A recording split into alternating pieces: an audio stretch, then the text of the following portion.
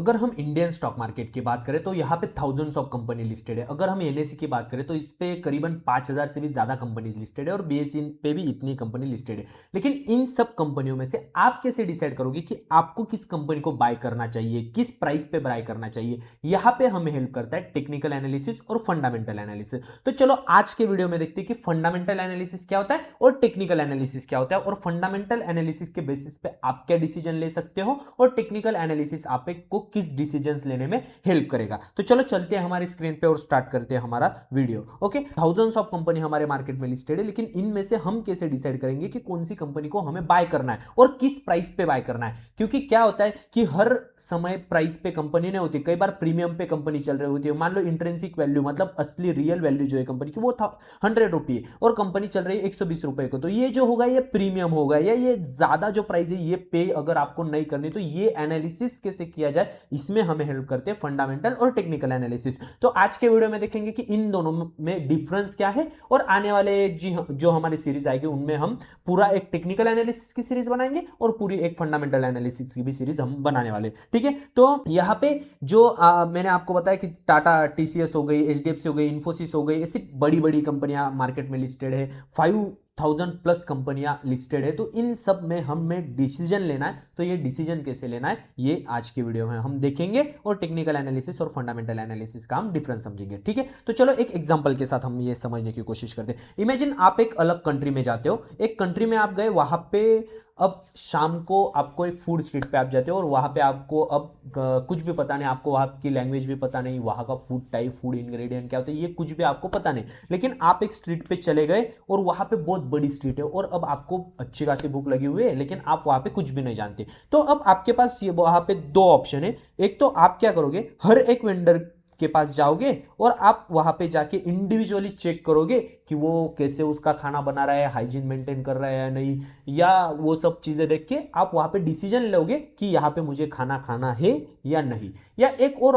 आपके पास ऑप्शन है कि आप वहां पे जाते हो जहां पे ज्यादा क्राउड आपको दिख रहा है, वहां पे आप जाके खाना खा लेते हो। तो ये दो जो डिफरेंस हो गया कि इंडिविजुअली आप हर एक चीज जो चेक कर रहे हो, ये हो गया हमारा फंडामेंटल एनालिसिस। वहां पे भीड़ देख के जो वहां पे जाने का जो डिसीजन ले रहे हो वो हो गया आपका टेक्निकल एनालिसिस। तो चलो देखते हैं कि ये दोनों कैसे हमारे वर्क करते हैं। ओके, तो जो फर्स्ट हमारा ऑप्शन है कि हम हर एक वेंडर के पास जाएंगे, वहां पे उसके इंग्रेडिएंट वो क्या यूज कर रहा है वो देखेंगे सबसे पहले। उसके बाद देखेंगे कि वो कुकिंग स्टाइल क्या है उसका, वो कैसे उसको बेक कर रहा है, वो वेजिटेरियन है, नॉन वेजिटेरियन है, उसका पूरा वेजिटेरियन का ठेला लगा हुआ है, या वहां पे वेज और नॉन वेज दोनों मिक्स है, ये सब हम सब वहां पे चेक करेंगे। उसके बाद उसका हाइजीन चेक करेंगे, क्लीनलीनेस, वो हाइजीनिकली हमारा जो भी फूड है वो प्रिपेयर कर रहा है नहीं। उसके बाद थोड़ा बहुत टेस्ट करके देखेंगे कि भाई थोड़ा सा हमें टेस्ट करने को दे। उसके बाद हम डिसाइड करेंगे कि हमें तेरे पास से खाना खरीदना है या नहीं। उसके बाद ऑब्जर्व करेंगे और रिव्यू और रिएक्शन हम चेक करेंगे, थोड़ा बहुत मोबाइल पे जाके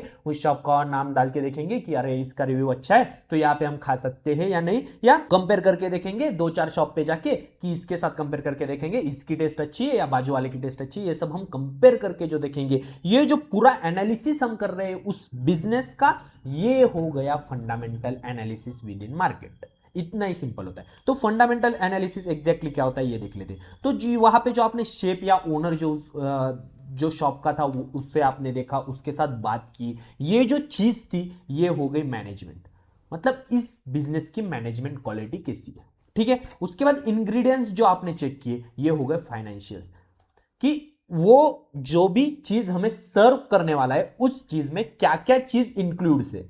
ठीक है, उसके बाद फूड की जो आपने क्वालिटी देखी ये हो गई बिजनेस की क्वालिटी, कि फूड की क्वालिटी जो होती है इस क्वालिटी पे डिसाइड होता है कि उस बिजनेस की वैल्यू क्या है। तो यहां पे बिजनेस की क्वालिटी भी वही होती है कि उस बिजनेस की वैल्यू क्या है वो डिसाइड होता है उस बिजनेस की क्वालिटी पे। अगर वो अच्छा खाना दे रहा है तो मैं ऑब्वियसली वहां पे जाके खरीद के लाऊंगा और खाऊंगा। अगर वो बुरा खाना दे रहा है तो वो मैं वहां पे जाके नहीं खाने वाला। ठीक है, उसके बाद कस्टमर्स का फीडबैक जो होगा ये होगा मार्केट की पोजीशन या मोड। तो मोड क्या होता है कि किसी भी कंपनी का एक गोल जो होता है वो हम वहां पे देख सकते हैं कि मार्केट की उसकी पोजीशंस क्या है। ठीक है, उसके बाद वैल्यू फॉर मनी है या नहीं ये हमें पता चलता है इंट्रिंसिक वैल्यू से। तो ये जो फंडामेंटल एनालिसिस की जो टर्म्स है ये हम आने वाली सीरीज में देखने वाले, लेकिन एक ओवरऑल जो हमारा होगा वो ये कि हम हर एक दुकान पे जाके वहां पे देख रहे हैं कि ये चीज या ये खाना मेरे लिए अच्छा है या नहीं। ऐसे ही हम फंडामेंटल एनालिसिस में भी करते कि हर एक कंपनी को हम देखेंगे कि इस कंपनी के फाइनेंशियल्स क्या है, इस कंपनी रेवेन्यू कितना कमा रही है, ये कंपनी स्पेंड कितना कर रही है, ये कंपनी प्रॉफिट कमा भी रही है या नहीं।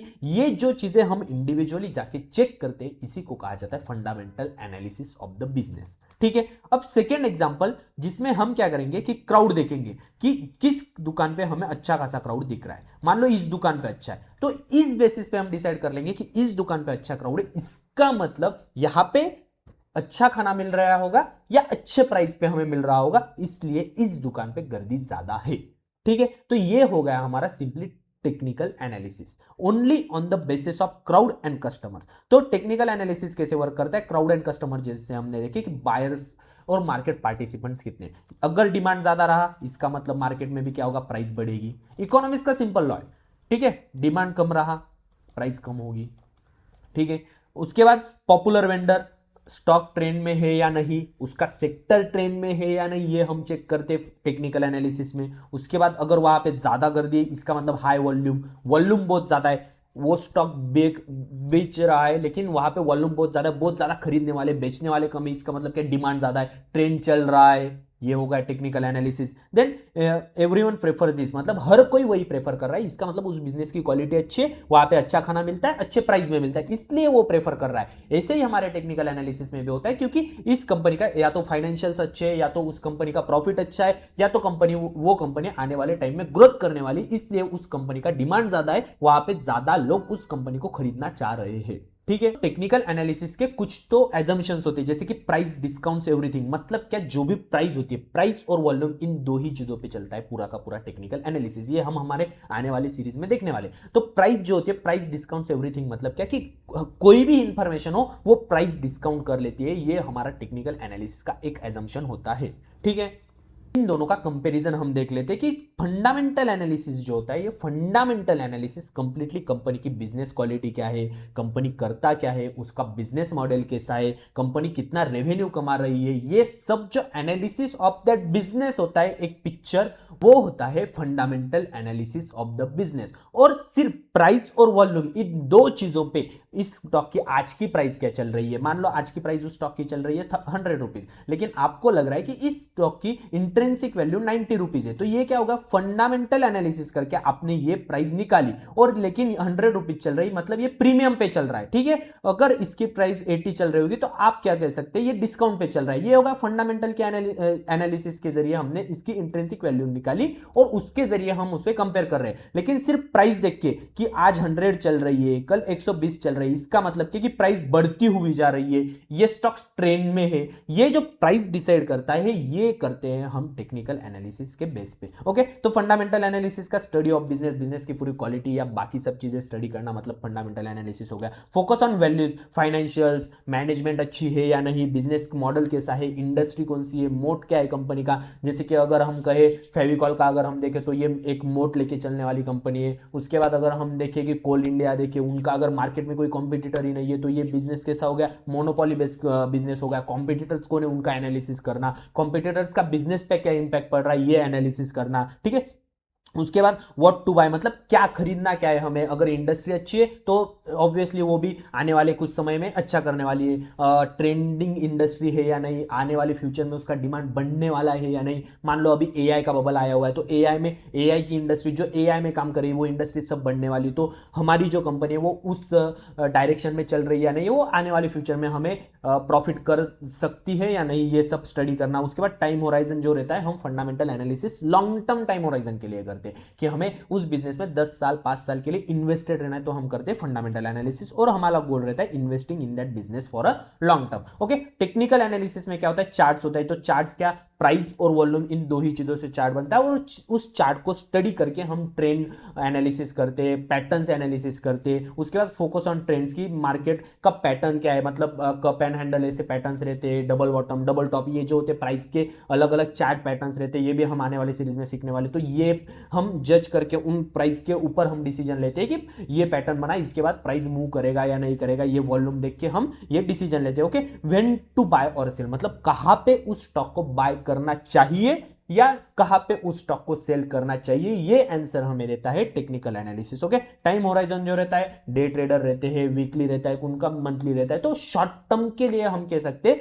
कि हम टेक्निकल एनालिसिस का यूज करते हैं और गोल हमारा रहता है ट्रेड करके प्रॉफिटेबली हमें वहां से डिसिप्लिन रख के हम वहां से हमारे मनी अर्न कर सकते हैं। तो अब कुछ लोगों का ऐसा क्वेश्चन रहता है कि हमें टेक्निकल एनालिसिस सीखना चाहिए या फंडामेंटल एनालिसिस सीखना चाहिए। तो मैं आपको कहूंगा, अगर आपको टेक्निकल एनालिसिस आ रहा है, अगर आपको ट्रेडिंग की जर्नी पे जाना है, तो आपको टेक्निकल एनालिसिस ऑब्वियसली सीखना होगा। अगर आपको इन्वेस्टर बनना है तो आपको फंडामेंटल एनालिसिस सीखना होगा। लेकिन दोनों का अगर आप कॉम्बिनेशन सीखते हो, थोड़ा बहुत, अगर आप ट्रेडर हो तो भी थोड़ी बहुत तो क्वालिटी मैनेजमेंट ये सब अगर आपको पता हो तो आप एक इन्फॉर्म डिसीजन मार्केट में ले सकते हो। और अगर आप इन्वेस्टर भी हो तो आपको किस प्राइस पे बाय करना चाहिए। मान लो ये बिजनेस बहुत अच्छा है, सब कुछ ठीक है, लेकिन किस प्राइस पे, वो प्राइस क्या है जहां पे आपको बाय करना चाहिए, वहां से आपको अच्छा खासा प्रॉफिट जनरेट हो सकता है। ये जो डिसीजन होता है ये आपको हेल्प करेगा टेक्निकल एनालिसिस। और तो टेक्निकल और फंडामेंटल अगर आप दोनों सीख जाओ तो ये एक गोल्डन सेटअप हम मानते हैं। तो टेक्निकल एनालिसिस और फंडामेंटल एनालिसिस, इन दोनों की सेपरेट सेपरेट सीरीज हम यहाँ पे शुरू कर रहे हैं।